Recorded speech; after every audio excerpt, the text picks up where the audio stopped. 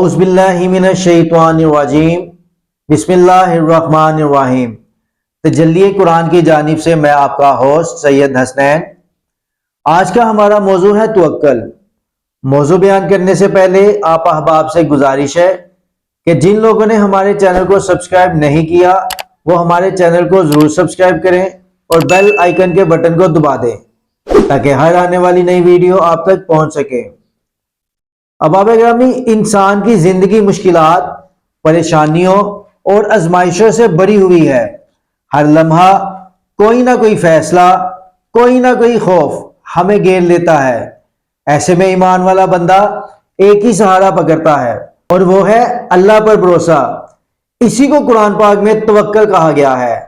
توکل کا مطلب ہے اپنی تمام تر تدبیریں اختیار کرنے کے بعد نتیجہ اللہ تعالیٰ پر چھوڑ دینا، اللہ سبحانہ تعالیٰ پر بھروسہ کرنا، اللہ تبارک تعالیٰ پر یقین کرنا کہ جو ہوگا خالق کائنات کی طرف سے ہوگا، اور یہی توکل ہے۔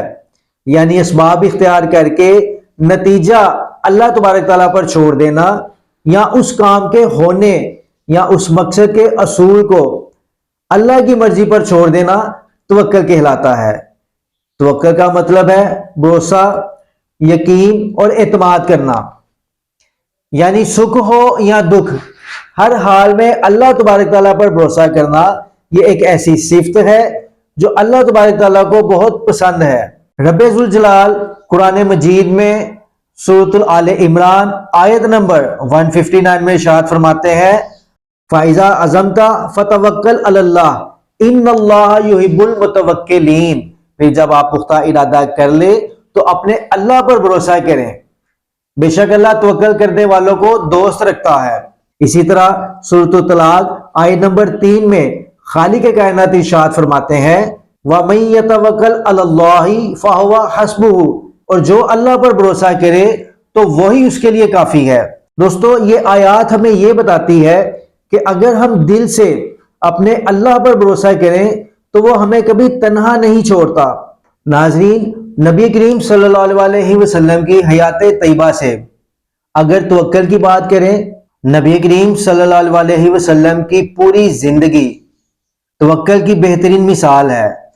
مکہ سے ہجرت فرما کے چند میل کے فاصلے پر آپ غار ثور میں مقیم ہوئے۔ دوسرے دن مکہ کے چند کافر آپ کو تلاش کرتے ہوئے غار کے منہ پر پہنچے تو غار میں آپ کے ساتھی حضرت ابو بکر صدیق نے ان کو دیکھا اور گھبرا کر بولے کہ یا رسول اللہ، اگر یہ ذرا جھک کر دیکھیں گے تو ہم ان کو نظر آ جائیں گے۔ تو اس پر نبی پاک نے حضرت ابو بکر صدیق کو فرمایا، لا تحزن ان اللہ معنا، کہ غم نہ کرو، بے شک اللہ ہمارے ساتھ ہے۔ یہی ہے کامل توکل کہ ہر مشکل میں، ہر پریشانی میں، ہر خطرے میں اللہ تبارک تعالیٰ پر بھروسہ کرنا، اللہ تبارک تعالیٰ پر توکل کرنا، یہی کامل توکل ہے۔ اسی طرح حضرت ابراہیم علیہ السلام کو جب آگ میں پھینکا جا رہا تھا تو اس وقت بھی یہ کلمات ان کی زبان مبارک پر تھے کہ میرے لیے اللہ ہی کافی ہے اور وہ بہترین کارساز ہے۔ اسی طرح سورۃ القصص میں حضرت موسیٰ علیہ السلام کی یہ دعا بھی کامل یقین کو ظاہر کرتی ہے کہ جب حضرت موسیٰ علیہ السلام نے فرمایا، اے پاک پروردگار، جو خیر بھی تو مجھ پہ نازل کرے، میں اس پر تیرا محتاج ہوں۔ خالق کائنات سورۃ النساء میں ارشاد فرماتے ہیں، اے نبی، ان سے کہہ دو کہ میرے لیے اللہ ہی کافی ہے، کوئی معبود نہیں مگر اسی پر میں نے بھروسہ کیا اور وہ مالک ہے عرش عظیم کا۔ نبی کریم صلی اللہ علیہ وسلم نے ارشاد فرمایا، اگر تم اللہ پر ویسے ہی بھروسہ کرو جیسے اس پر بھروسہ کرنے کا حق ہے تو وہ تمہیں ایسے رزق دے گا جیسے وہ پرندوں کو دیتا ہے کہ جو صبح خالی پیٹ نکلتے ہیں اور شام کو پیٹ بھر کر لوٹتے ہیں۔ دوستو، یہاں پرندوں کی مثال دے کر ہمیں یہ بتایا جا رہا ہے کہ پرندے گھر میں نہیں رہتے، وہ کوشش کرتے ہیں مگر دل میں یقین صرف اللہ پر کرتے ہیں، اور یہی ہے کامل توکل۔ توکل اور عمل دونوں لازم ملزوم ہے۔ اسلام یہ نہیں کہتا کہ محض دعا کرو اور ہاتھ پہ ہاتھ رکھ کر بیٹھ جاؤ، بلکہ محنت کرو، منصوبہ بناؤ اور نتیجہ اللہ پر چھوڑ دو۔ یہی ہے کامل توکل۔ ترمذی شریف کی ایک اور حدیث 2517 جس کے راوی حضرت انس بن مالک ہیں، عرض کیا یا رسول اللہ، میں اونٹ باندھ کر توکل کروں یا کھلا چھوڑ کر؟ تو آپ نے فرمایا اونٹ کو باندھ کر توکل کرو۔ تدبیر چھوڑ دینا توکل نہیں، بلکہ تدبیر اختیار کرنے کے بعد اللہ تبارک تعالیٰ پر بھروسہ کرنا یہ توکل ہے۔ حضرت عبداللہ ابن عباس فرماتے ہیں کہ جو شخص یہ پسند کرتا ہو کہ وہ تمام لوگوں سے طاقتور ہو جائے تو اسے چاہیے کہ اپنے اللہ پر بھروسہ کرے۔ اسی طرح کسی نے امام علی بن موسیٰ رضا سے پوچھا کہ توکل کی حد کیا ہے؟ تو آپ نے فرمایا کہ اللہ پر بھروسہ کرتے ہوئے کسی سے نہ ڈرے۔ حضرت امام جعفر صادق فرماتے ہیں بے نیازی اور عزت محو جستجو رہتی ہے اور جہاں توکل پا لیتی ہے وہاں رہنے لگتی ہے۔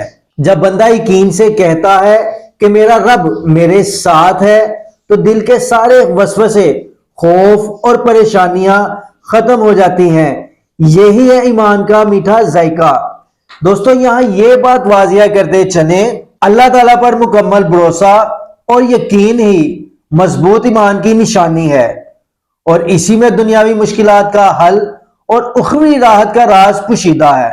لیکن اس کے لیے اللہ تبارک تعالیٰ پر اور نبی کریم صلی اللہ علیہ وسلم پر اور قرآن پر مکمل اور مضبوط یقین ایمان کی بنیادی شرط ہے۔ اگر ہم آج کے دور کی بات کریں تو آج کل ہم زیادہ تر وسائل پر بھروسہ کرتے ہیں، کبھی رشتہ داروں پر، اپنی دولت پر یا ٹیکنالوجی پر۔ جب یہ سب ناکام ہو جاتے ہیں تو پھر ہمیں احساس ہوتا ہے کہ اصل سہارا تو صرف اللہ کا ہے۔ اگر دل کا یقین مضبوط ہو جائے کہ میرا رب جو چاہے گا وہی ہوگا، جب ہر کام اللہ کے حکم سے ہی منسلک ہے، اللہ کے حکم اور اس کی منشا کے بغیر کچھ نہیں ہو سکتا، تو پھر اللہ تبارک تعالیٰ پر توکل، بھروسہ اور یقین محکم نہ کرنے میں کیا امر معنی ہو سکتا ہے؟ وہی خالق و مالک اور اللہ ہے۔ تمام دنیا اس کی محتاج ہے، فقیر ہو یا بادشاہ سب اس کے محتاج ہیں۔ تو پھر اللہ تبارک تعالیٰ کو چھوڑ کر انسان کی غلامی اختیار کرنا یہ بد نصیبی نہیں تو اور کیا ہے؟ توکل ایمان کی جان ہے۔ آئیے آج عہد کرتے ہیں کہ ہم اپنے دل کو ہر مشکل میں، ہر پریشانی میں یہ یقین دلائیں کہ اللہ تبارک تعالیٰ ہمارے ساتھ ہے اور وہ ہمیں تنہا نہیں چھوڑے گا۔ اے اللہ، اے مالک دو جہاں، اے سب مہربانوں سے بڑھ کر مہربان، اے مالک، اے خالق، ہمیں ان لوگوں میں شامل فرما جو ہر حال میں تجھ پر توکل کرتے ہیں، تجھ پر بھروسہ کرتے ہیں۔ آمین ثم آمین یا اللہم رب العالمین۔ ناظرین، تجلی قرآن کے ساتھ جڑے رہیے۔ اپنی اگلی ویڈیو کے ساتھ آپ سے پھر ملاقات ہوگی، تب تک کے لیے اللہ حافظ۔